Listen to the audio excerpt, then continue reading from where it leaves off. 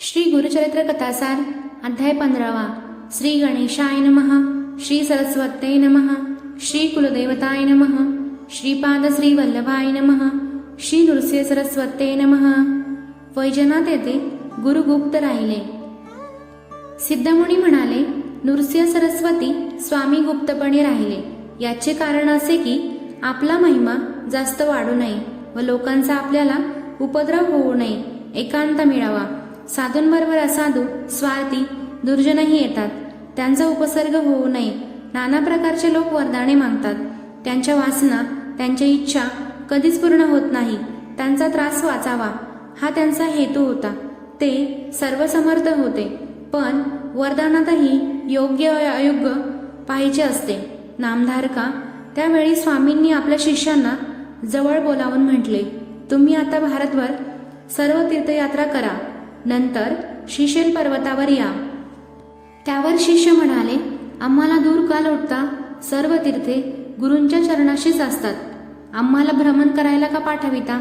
गुरु म्हणाले, तुम्ही संन्यास आश्रमी आहात, तेव्हा एकाच जागी 5 दिवसांपेक्षा राहू नये।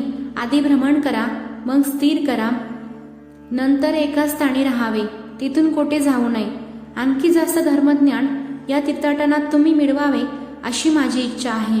बहुधान्य नामक संवत्सर असे, त्यावेळी आम्ही श्रीशैल पर्वतावर असू, तेथेच आता तुमची व माझी भेट होईल।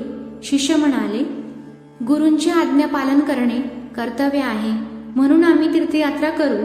त्यानंतर गुरूंनी शिष्यांना काशी क्षेत्र, गंगा नदी, यमुना नदी, सरस्वती नदी, त्यांच्या तीरी असणारी ग्रामे व क्षेत्रे तसेच अनेक नद्यांची अनेक तीर्थे सांगून सर्वत्र जावे, प्रत्यक्ष ठिकाणी कृच्छ व्रत आचरावे असे सांगितले। त्यांनी जी नद्यांची नावे सांगितली ती पहा: वरुणा, शतद्रू, विपाशा, वितस्ता, शरावती, मरुद्वती, अस्किनी, मधुमती, पयसत्वी, घृतवती, देवनदी, चंद्रभागा, रेवती, शरयू, गोमती, वेदिका, कोशिका, मदांकिनी, पूर्णा, बाहुदा, अरुणा, वैरोचनी, सनिता, फाल्गु तीर्थ, गयातीर्थ, रामेश्वर, श्रीरंग, पद्मनाभ, सरोवर, बद्री, कुरुक्षेत्र, केदार, पुष्कर, कोटीरुद्र, नर्मदा, मातृकेश्वर, कुब्ज, कोकामुखी, प्रसाद, विजय, पुरी, गोकर्ण, शंखकर्ण, अयोध्या, मथुरा, कांची, द्वारका, शालग्रामतीर्थ, शंबल, गोदावरी कुंड, भीमेश्वर, कुशपर्ण अशा अनेक तीर्थाची नावे व तेथे स्नान, जप, दान आदीचे पुण्य व महिमा गुरूंनी शिष्यांना सांगितला। कोणत्या दिवसात नद्यांचे पाणी मलिन असते ते सांगून त्यांनी केवळ स्नान करू नये।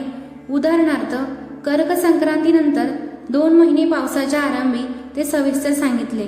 श्री गुरूंचा निरोप घेऊन शिष्य यात्रेसाठी गेले व श्री गुरु वैजनाथ येथेच अज्ञात जागी गुप्तपणे राहिले। अध्याय 15 समाप्त। फलश्रुती हा अध्याय नित्य श्रवण व पठन केल्याने तीर्थयात्रांना सफलता प्राप्त होते। श्री गुरुदत्तार्पणमस्तु।